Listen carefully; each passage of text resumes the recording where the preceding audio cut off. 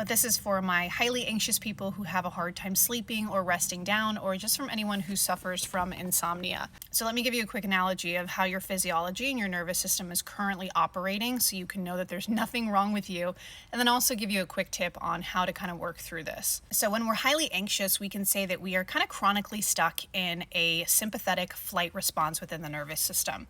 This is your mobilizing response to help you to flee, run away, escape, or distract from whatever the threat is. Now, when you experience a sympathetic response within the nervous system, you are inundated or flooded with the mobilizing hormones of adrenaline and cortisol to mobilize you to fight or flee. So when we're stuck in chronic states of anxiety, we are mobilized, we are on the go, we are busy, we are staying distracted or anxious all the time. Which is why it's really hard for us to rest down or go into our rest and digest, or what we call our ventral state of safety and connection. So what can we do?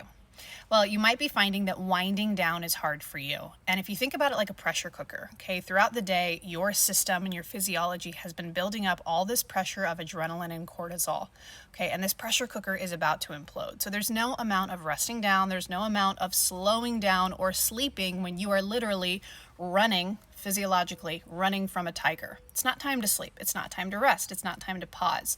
So what we need to do with this pressure cooker is, instead of winding down, we actually need to wind up. What do I mean by that?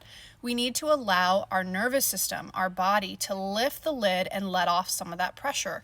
We call this discharging. We need to discharge or express and expel some of that adrenaline and cortisol so that your pressure cooker starts to come down a little bit so that you can rest. So how can we discharge some of these hormones from the body? You can do simple things for just 1 to 2 minutes before bed, like heel drops. So rising up on your toes, dropping down, rising up, dropping down. You want to do something that gets your heart rate slightly elevated, but not too much.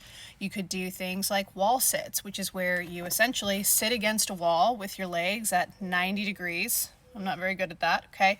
And there's no seat underneath you. You could do that for 30 seconds and you'll feel that your leg muscles will start to tremble, okay? That trembling in the muscles and the fascia means that you're letting out some of that adrenaline and cortisol.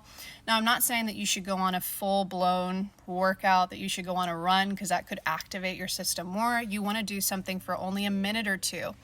After you've done your wind up and expelled or expressed some of that energy, then you want to take time to then wind down. And if you want an example of how this naturally works in real life, just look at young kids. I currently have a baby and a toddler at home, and every night before our bedtime routine, my toddler ramps up and he gets wild and crazy. He does the night zoomies. Any parent knows what I'm talking about.